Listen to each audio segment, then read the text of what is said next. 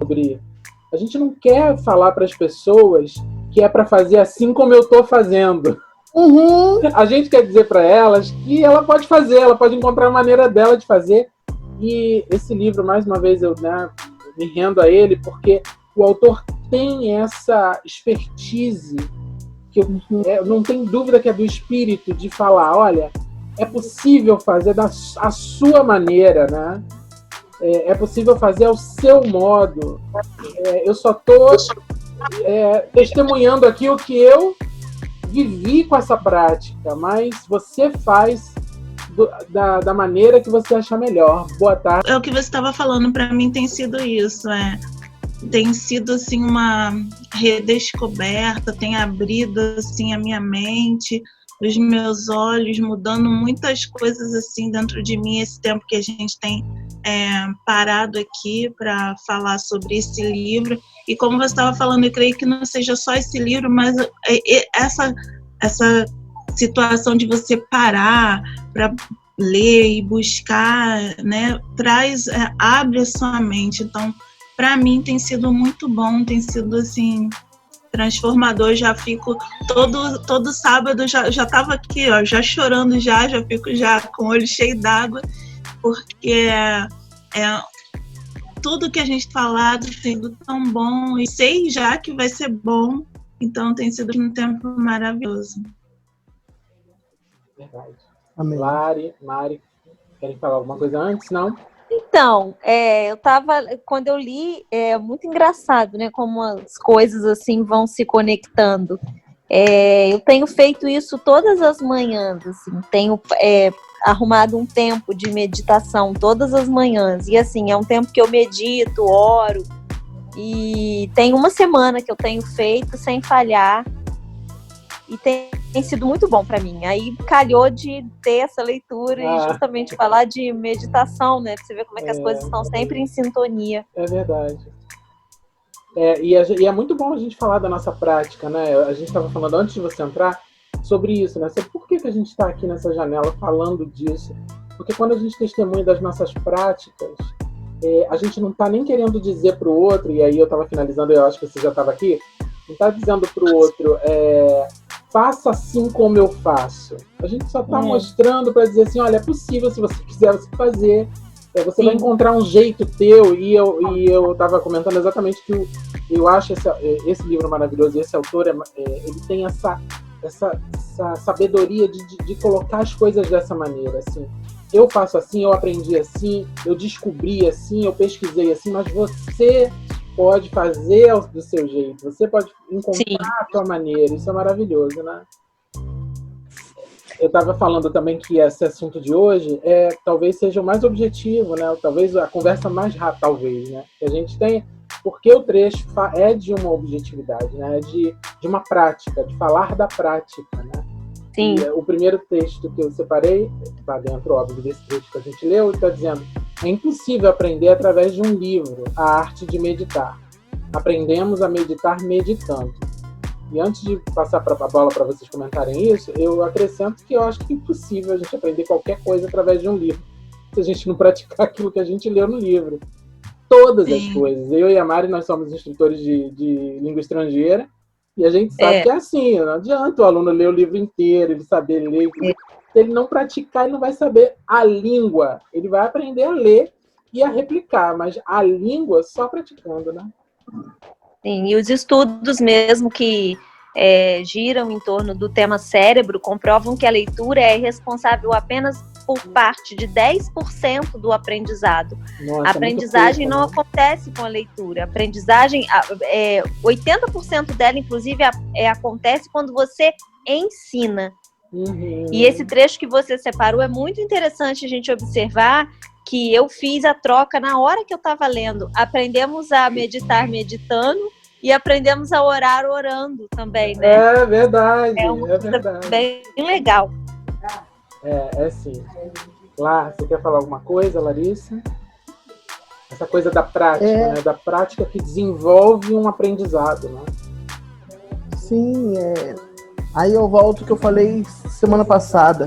Por que Israel pediu um rei? Porque eles viram que nos arredores existiam reis.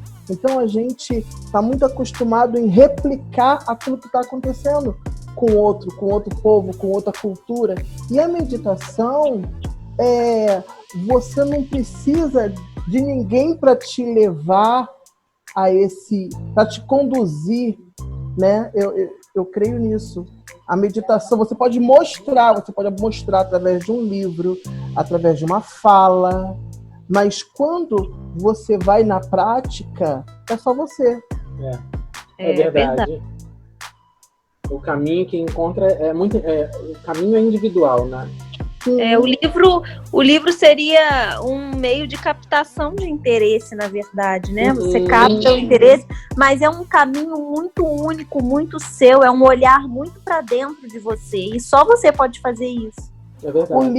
O livro acaba sendo só para startar, mudar tua mente, entendeu? Mudou tua mente, você agora tem o saber, agora vai. É verdade. E a gente precisa capturar de novo essa arte da meditação.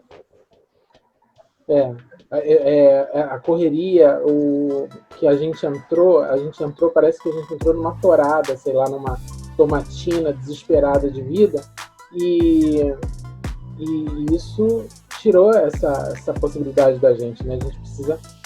Esse break mundial agora que a gente está vivendo, eu acho que leva a gente para isso, né? Sim, faz a gente acordar para isso, né? Sim, ainda digo mais um pouco. A gente está muito acostumado com o mediador, com o rei, com o sacerdote, com o intermediário, entendeu?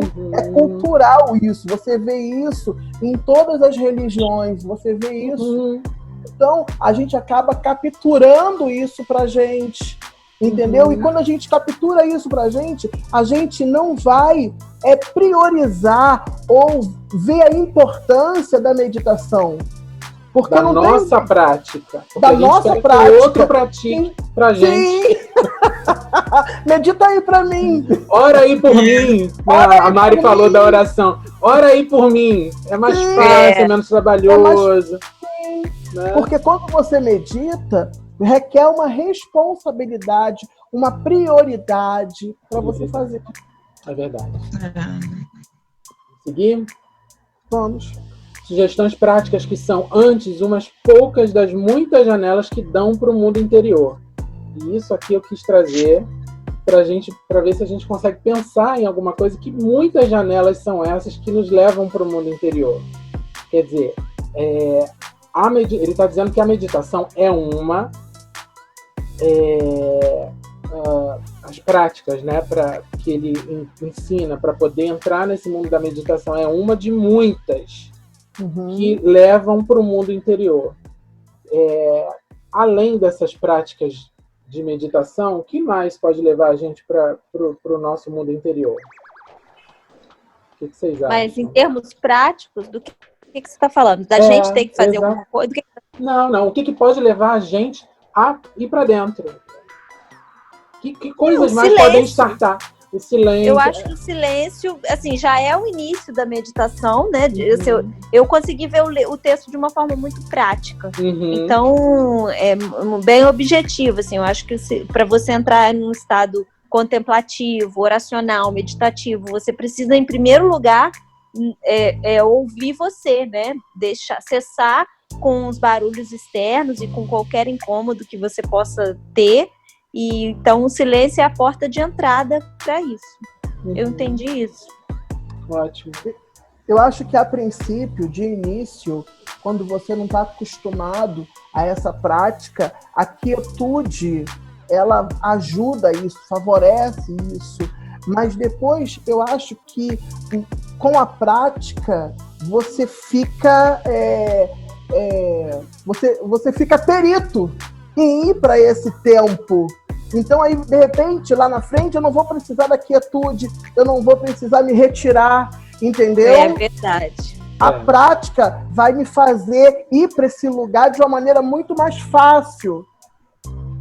Sem os gatilhos, né? A quietude a Mari, vocês falaram sobre a quietude, sobre o silêncio, e ele é essencial, isso é essencial quando a gente começa. Sim. É muito importante, porque é muito difícil a gente se calar lá dentro. Sim, isso que eu ia falar. a gente não consegue.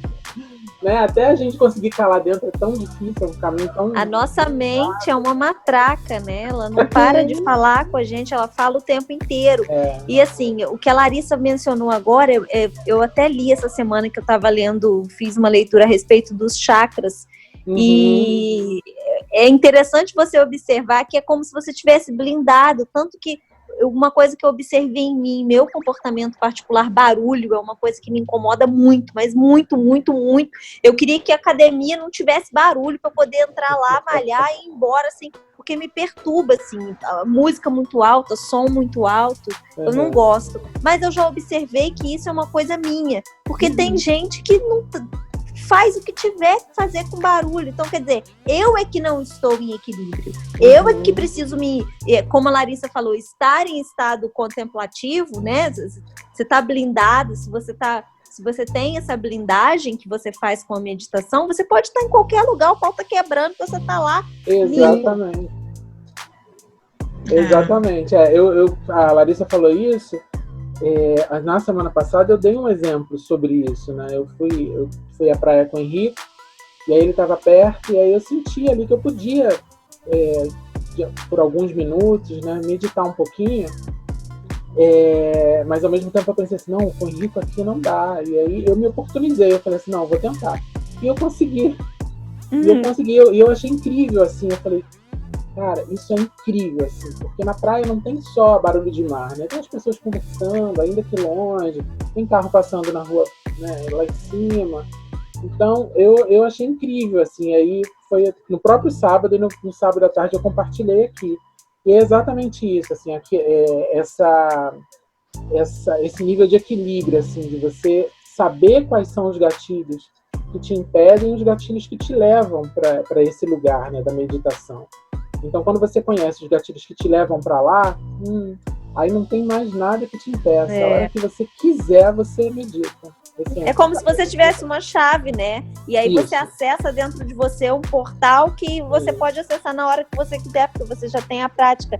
E o mais interessante de você estar falando isso da praia, você é muito privilegiado, você, Elisa, porque ele fala justamente disso. A natureza é um lugar de contato direto com Deus, com o universo, com a criação, né? Então, você fazer isso no meio da natureza é uma coisa muito positiva. E aí vem com o polo negativo, era estar com o Henrique, que é 220 volts. Estar sozinho é maravilhoso para ele, mas com o Henrique nem tanto. Mas funcionou por uns minutos. Ele veio e falou, eu posso falar, porque ele me viu de um jeito, que é um jeito que ele me vê em casa. Aí eu posso falar, que a gente está na rua aqui, eu posso falar, né? E parou a meditação ali, mas enfim, mas ele observou um comportamento, um jeito meu, que ele vê em casa. Então ele achou estranho, ele falou, ambientes diferentes, você agindo igual em ambientes diferentes, como é que eu faço agora? E aí, mas foi muito legal, foi muito bom.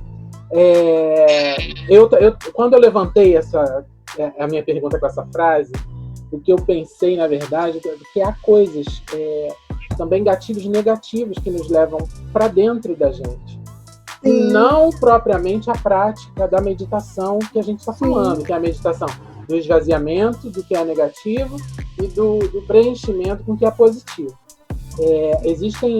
A gente vive, às vezes, coisas na nossa vida que são traumáticas, que fazem a pessoa se calar e se interiorizar. Eu tenho uma tendência a isso, né? Quando eu sofro um trauma, seja do nível que for externo, a minha esposa sabe, ela tá aí, ela pode dizer, é verdade. Eu me calo. Mas esse meu calar, a maioria das vezes, se eu me deixo levar, não é eu me calar para ficar em silêncio e meditar. É para eu reclamar. Ruminar. Eu ruminar aquela situação que talvez eu não consegui exteriorizar, não é do meu feitio, né, exteriorizar, mas é ficar ruminando dentro de mim. Eu vou me interiorizando, me calando e vivendo ali, parece num vale da sombra da morte, talvez seja aquilo. Então, existem outras janelas que também levam a pessoa para um mundo interior, mas não de forma positiva, né? Sim. Não de forma que vai trazer algo positivo para ela. Larissa. A palavra do Senhor diz assim, medita na palavra dia e noite. Aí eu fico vendo aqui, imagina Josué meditando dia e noite num lugar afastado, numa quietude, com as guerras que ele tinha para viver dia a dia. E lá em 1 Timóteo diz assim, medita essas coisas, ocupa-te nelas, para que teu aproveitamento seja manifesto. Ou seja, a própria palavra de Deus nos chama a uma meditação constante, né? E quando você falou de outras janelas que podem nos levar para dentro, a própria pressão do dia a dia, né? O próprio relacionamento com uma outra pessoa. Tem pessoas que elas não conseguem discutir, entendeu? Isso eu vejo muito no casal. A mulher ela quer falar e o homem não. Então qualquer discussão para muitos homens é traumático, entendeu? E a mulher quer resolver tudo agora. Pelo menos eu quero resolver tudo agora, né? E meu marido, ameaçador. E meu marido, ele não, aquilo para ele faz mal. Aquele ambiente, então ele fica quieto, ele, entendeu? Então, assim, eu acho que a pressão do dia a dia, o relacionamento interpessoal, tudo são gatilhos que podem te levar a abrir essa janela negativa, né? A própria ansiedade para você resolver algo também. É isso. Essa é uma das maneiras, né, das pessoas reagirem, né? A pressão, sim, enfim, a ansiedade, seja o que for, é essa entrada para dentro de si e ali muitas vezes elas se perdem. Muitas vezes, sim, elas precisam de auxílio, um auxílio médico, para poder resgatá-las lá de dentro por causa dessa pressão, por causa desse trauma, né? E a gente está falando de trauma desses assuntos de casal, porque é o nosso dia a dia, né? Mas existem traumas muito maiores que fazem as pessoas irem para dentro e não conseguirem se esvaziar daquilo. Isso a gente está falando do dia a dia, né? Isso, a gente está falando do dia a dia. Toda uma questão também de um passado. Que às vezes você vê pessoas que não estão fluindo em determinadas situações, quando você vai ver, é um aprisionamento, foi uma janela que foi aberta lá quando ela era criança. Ela nem lembra disso. Algumas desenvolvem até as doenças psicossomáticas mais sofríveis que existem, sim, como câncer, por exemplo, sim, como a mágoa, muita mágoa, necessidade de falar e não colocar para fora, dá muito problema no estômago. Então, gastrite vem de palavra que você não falou, que ficou presa dentro de você. Quer dizer, é a maior prova de que não tem corpo separado de mente. Corpo e mente são unicidade, é uma coisa só. Tudo que você sofre, outra, né?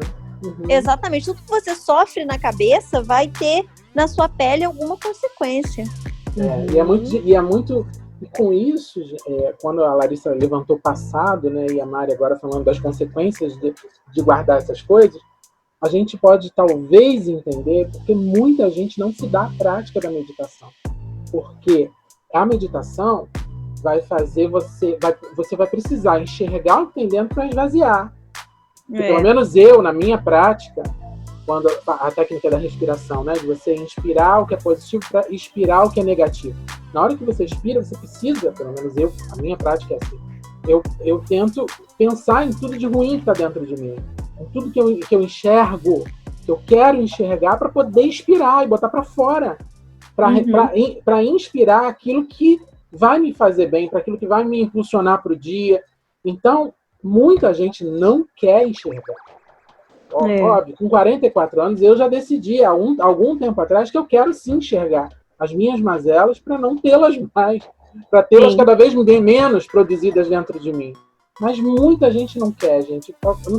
Eu conheço muita gente que não quer enxergar. É sôfrego, né? Não é um processo fácil. Não é. É como ir ao psicólogo se ouvir. Você se ouve no psicólogo e muitas vezes você não gosta. Não é que você não gosta do que o psicólogo está falando, você não gosta do que você está falando. É feio o que você está falando. E aí você se dá conta. E muita gente não tem preparo para lidar com isso. Eu acho que é isso. E eu falo, algum tempo atrás, agora com a pandemia, eu tinha começado uma análise de novo, uma psicóloga aqui de perto, e aí eu falava para ela, desde o primeiro dia até o último dia, ela, você tá bem, tá melhor hoje? Aí eu falo, da última vez, eu falo, melhor como? Com menos preguiça de falar? Não, eu ainda tenho preguiça de falar. Então, assim, eu fui, né? Eu saí da minha casa, estava lá diante dela. Isso tudo eu já venci uma preguiça física. Mas preguiça de abrir a minha boca para falar, continuo tendo. Tenho muita preguiça. Então, tem gente que tem vergonha além da preguiça. Tem gente que tem... Enfim, eu não tenho preguiça. Ainda mais quando é para falar sobre você mesmo, porque se fosse da vida alheia... É verdade. É verdade. Então, as pessoas têm preguiça, além de preguiça, óbvio, eu tô falando preguiça, mas é preguiça mesmo, tem preguiça. É cansativo aquilo para mim, entendeu? Mas as pessoas têm medo, mais do que tudo, né? Do que ela vai descobrir quando ela abrir a boca, que vai começar a sair muita coisa dali. E se elas entendessem, e é isso que a gente está aqui, eu acho que é para isso também que a gente está aqui, que a meditação vai fazê-las se esvaziar daquilo que elas têm medo e repreencher com algo que pode transformar o dia delas, pode transformar pelo menos aqueles momentos, aqueles minutos ali do dia delas, elas, de repente, elas podem ter uma fagulha de desejo de tentar, de começar essa prática, né? É verdade. Vamos para o próximo. Quando se atingiu certa proficiência é maravilhoso, adoro essa palavra. Eu escutava muito na faculdade. Quando se atingiu certa proficiência na vida interior, é possível praticar a meditação quase em toda parte, em qualquer circunstância. É aquilo que a gente estava falando, né? Quando você atinge uma certa, enfim, preparação. Quando você atinge uma preparação adequada. É o preparo que vem. Eu penso nas atividades físicas, nos esportes, né? De tanto isso que eu ia falar. Você pensou nisso? Tudo é exercício. Tudo é exercício. Eu vou saltar essa frase, que a gente já falou um bocado disso aqui, eu nem sabia que ela estava aqui, não lembrava mais. Vamos para o próximo. Se milhares incontáveis podem tomar 20 minutos, 2 vezes por dia, para recitar um mantra, não deveríamos ter menor dedicação de estabelecer momentos para meditação. E aí ele faz uma comparação, dando a entender, pelo menos eu me entendo dessa maneira, de que só recitar um mantra não vai levar a lugar algum. Eu concordo, porque eu não vejo muito sentido. Parece que você está fazendo uma autoafirmação, e aí você parte para a vida depois de ter se autoafirmado alguma coisa, alguma frase daquelas que devem significar, com certeza significam alguma coisa. Mas a meditação, eu acho que há uns 2 ou 3 encontros atrás, a gente falava exatamente o contrário. Onde a gente se esvazia, se cala, para poder se encher de novo, né? Se encher. Vocês gostariam de compartilhar algum momento desses, assim, desse esvaziamento e desse preenchimento posterior? O que eu falei sobre antes que eu estava fazendo a prática, né? Eu notei que realmente assim, eu notei como que o dia melhora, notei a forma que as coisas, assim, que eu tenho pensado a respeito das coisas, refletido a respeito das coisas, parado para pensar em muitas coisas. Então, você acaba essa continuidade do estado meditativo, ela te acompanha em todas as suas atitudes o dia todo. Agora, a respeito dessa questão de mantra, eu acho que a palavra meditação, ela tem uma conotação dependendo da religião e dependendo daquilo que você acredita. Eu não sei como é na religião de vocês, mas eu fui católica há muito tempo. Então, minha mãe reza 2 rosários por dia. E o rosário são 4 terços. Cada terço tem 40 Ave Marias, não sei quantos Pai Nossos. Então, quer dizer, aquilo também, para a religião, é um mantra. Para a religião deles, você fica repetindo Ave Maria, aquilo é um mantra. Isso é um mantra. Igual Om Padme Hum, que é no yoga. Quer dizer, acho que toda religião tem esse simbolismo, né? Como mantra. Eu acho que o ideal é você achar o seu. Qual que é o seu mantra? O seu, Leandro, de repente pode ser essa inspiração e essa expiração, inalando as coisas boas e soltando as ruins, né? Eu acho que cada um acha um. Entendi. Então, deixa observação ótima. recitar um mantra, para mim, é uma janela, é um gatilho. Como rezar o terço também é um gatilho. Né? De repente é um gatilho até para uma meditação, eu não sei. Mas a meditação em si, que nesse tempo está sendo muito descortinado para a gente, não tem nada... Como é que eu vou dizer? É um tempo, é um lugar que se chega. O gatilho é a porta e a meditação é o lugar, é outra coisa, é outro nível, é isso? Isso. Você quer dizer? A meditação nesse tempo é esse lugar que a gente chega. E Mas a Mari vocês concordam comigo a respeito quando Larissa usa essa palavra gatilho? Vocês concordam comigo que se você não estiver com o coração apto, pronto e aberto para o que quer que seja que o mantra vai trazer para você, ou as repetições, de nada de... A Mari falou estado meditativo. E é o estado que a gente fica pós-meditação, né? E a Larissa falou sobre gatilho e eu complementei com a porta, né? Então, quando você chega no lugar, que é a meditação, quando você sai dela, é esse estado que você adquire, né? É esse estado que parece que você está na Terra, no planeta Terra, mas não está ao mesmo tempo. Você está num lugar mais elevado, você está num lugar que te melhora, que te melhorou, te deixou melhor. Então você consegue... isso que eu penso sobre a religião. A religião é o que você faz depois que você ora. E aí você consegue... Você está num lugar melhor, você está num lugar que te melhorou. Então você consegue melhorar o ambiente que você está, você consegue ver as situações controversas com um olhar diferenciado, de repente mais positivo do que as outras pessoas, do que as pessoas que estão no turbilhão e que não entraram nesse estado meditativo. Veem, né, as coisas. Né? Eu acho que o resultado desse movimento, dessa prática, é que faz tudo valer a pena, faz todo o esforço valer a pena. Porque é um esforço você, de repente, ter que acordar um pouco mais cedo, porque você tem algum compromisso, ou separar um tempo para alguma coisa onde você não vai produzir. Eu lembro muito bem da Larissa no início falando, hoje as pessoas querem resultado, querem produção. Então, a impressão que dá inicialmente é que a meditação não vai produzir alguma coisa para você, não vai trazer dinheiro, não vai trazer, enfim... Gerar valor. Não vai gerar um valor, algo tátil, né? Mas Sim. Depois que ela descobre, ela vê que as coisas não são dessa maneira, né? Eu acho que a maravilha da meditação não é nem o resultado que vai aparecer, mas de você buscar ferramentas ou trazer ferramentas aonde esse lugar da meditação, entendeu? Você pega ferramentas de lá. Quando você volta, você não volta mais o mesmo. Você volta com ferramentas para lidar com as coisas do dia a dia, com ferramentas desse outro lugar. Exatamente. É isso. E esse é o estado meditativo. Quando você a volta blindagem. munido. Você volta blindado, você volta com uma pochete cheia de instrumentos para lidar com o seu dia a dia.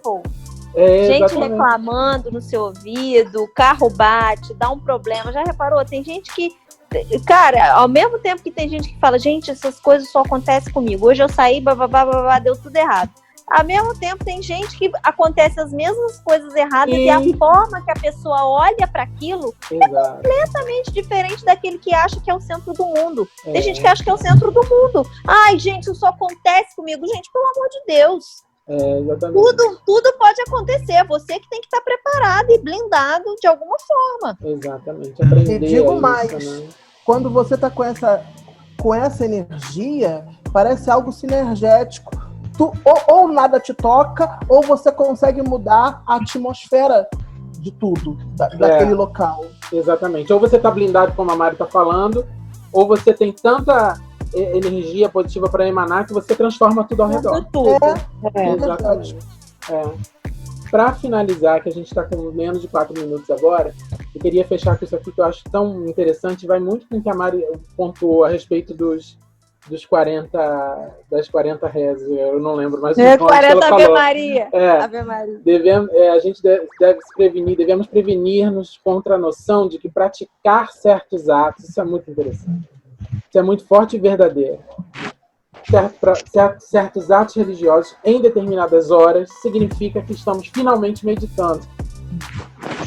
Porque meditar é aquilo que a gente está falando agora, né? Meditar acaba resultando num estado, numa transformação. Então não é só, é o que a Mari falou, se você estiver recitando os mantras naquela hora que você estabeleceu, enfim, fazendo tudo que você acha que tem que fazer, mas se você não estiver com o teu coração aberto, disponível para o que vai acontecer naquele movimento, aquilo ali não é meditação, aquilo ali foi só a tua correria, foi só mais uma coisa na agenda. Um rito. Exatamente, era essa palavra que eu ia usar, Larissa, porque assim, o rito perpassa a história da humanidade. Então, todas as religiões, símbolos culturais são perpassados por ritos, né, por rituais. E tem coisas que são feitas e não são nem...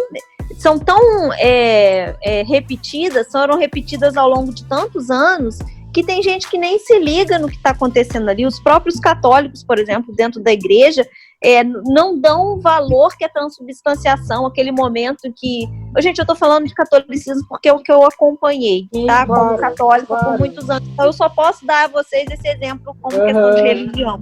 Embora eu esteja lendo sobre as do Oriente Médio, não tenho ainda respaldo para falar, mas do catolicismo eu vivi.